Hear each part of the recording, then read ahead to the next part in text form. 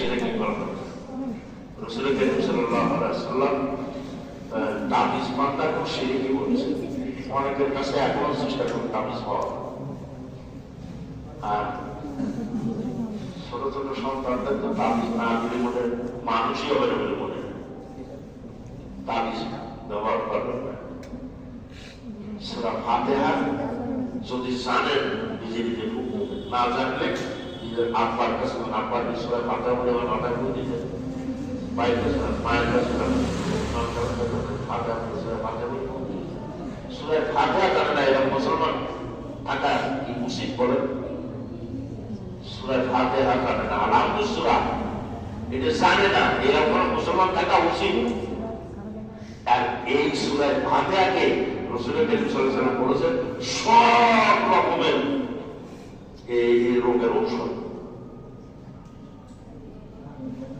সূরা ফাতিহা করে বুঝবেন কেন এই তাবিজ এই করা লাগবে, এগুলো করা ঠিক না, করবেন না।